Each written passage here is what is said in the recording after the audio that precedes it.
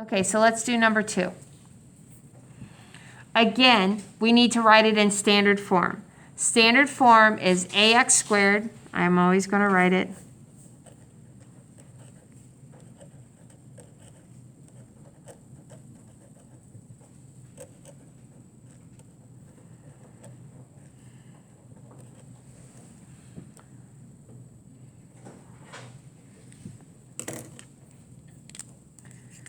Okay.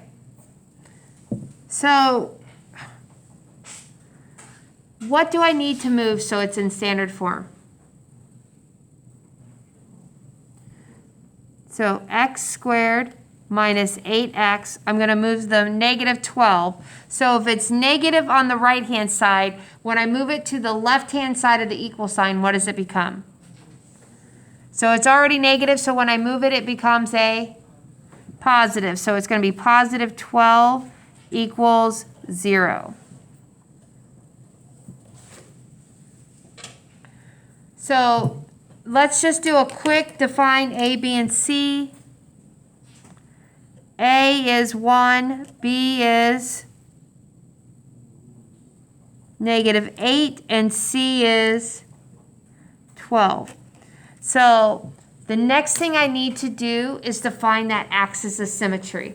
You guys, every time you go to graph something, notice I'm going to keep asking you the same type of questions. What's A, B, and C? In your head, you should be thinking that this graph, it opens up. That means the vertex is at the bottom of the graph. So my axis of symmetry is x equals the opposite of b over 2a.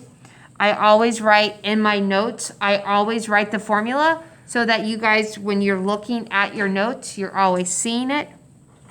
So it's the opposite of b. Well, b is negative 8, so the opposite of negative 8 is positive 8.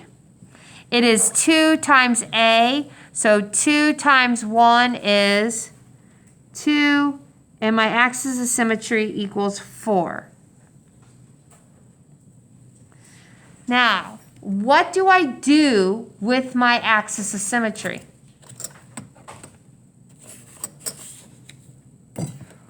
Say it. We are, but not yet. You are, so we can put 1, 2, 3, 4. We can put a little dot there so we know that that's our axis of symmetry. But what do we need to do with the 4? Plug it in for the x. So now I'm going to find my y. I'm just going to replace the 0 with the y. And I'm going to replace x with 4.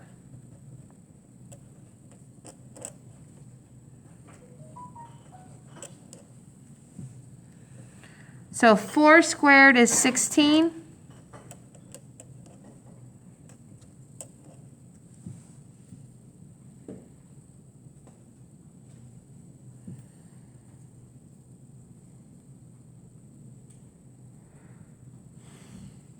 What is 16 minus 32?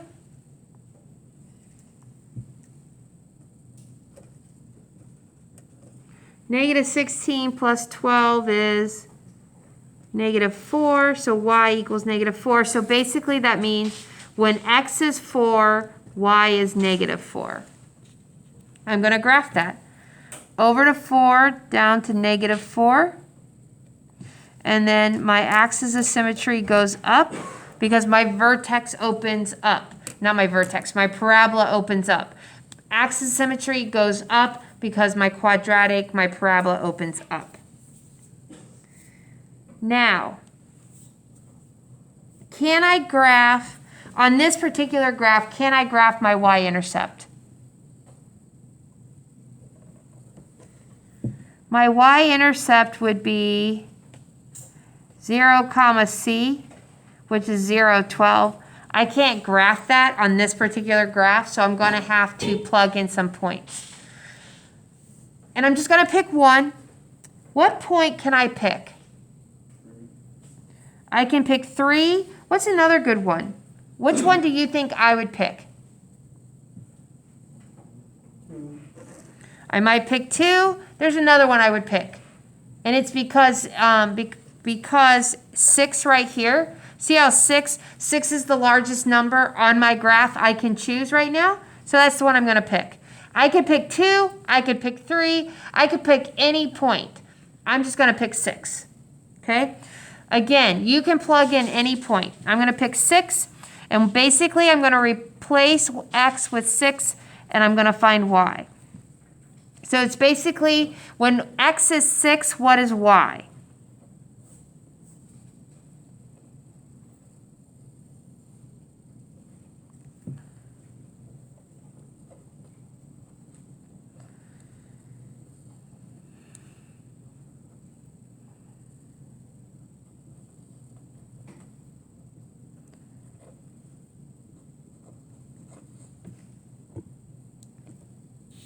So I got 6, 0, so I'm going to graph that, and I'm going to put it over here.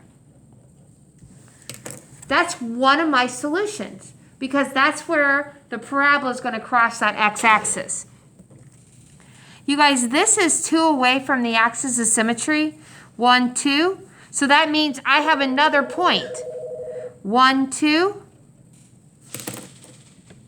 So now I'm just going to graph it.